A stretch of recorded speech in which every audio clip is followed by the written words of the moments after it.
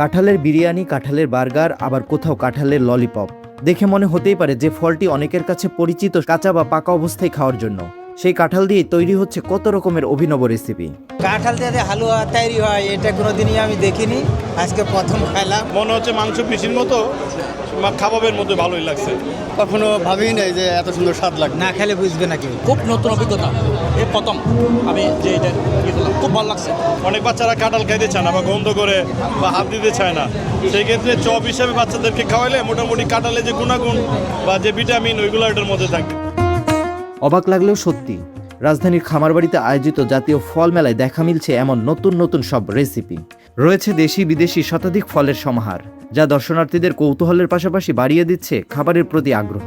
কাঁঠাল নিয়ে আসলে আমরা অনেক কিছু বানাচ্ছি বর্তমানে, আর ভবিষ্যতে আরও বানাবো।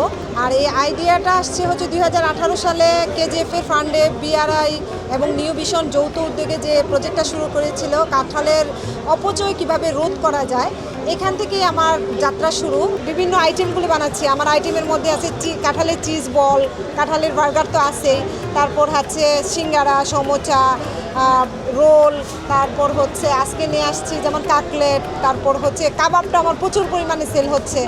তো এই যে প্রোডাক্টগুলো বানাচ্ছি, বর্তমান প্রজন্ম কিন্তু এগুলো খাচ্ছে, কাঁঠালের অপচয় কিছুটা হলেও রোধ হচ্ছে। নতুন স্বাদের এই খাবার পেয়ে উচ্ছ্বাসিত মানুষ। দেশের বিভিন্ন অঞ্চলে উৎপাদিত শত শত দেশীয় ফলের সমাহার যেন মেলায় যোগ করেছে ভিন্ন মাত্রা। একমাত্র এই মেলাটার মধ্যে সব ফল পাওয়া যায় এবং সব কিছু দেখা যায়, এমন অনেক কিছু জানার আছে, অনেক শিকার জানার আছে, বুঝার আছে। অনেক কিছুই ভালো লাগছে। ফল টল দেখলাম, অনেক নানান রকমের ফল আছে, কিছু ফল দেশের বাইরের আছে, সেগুলো দেখলাম।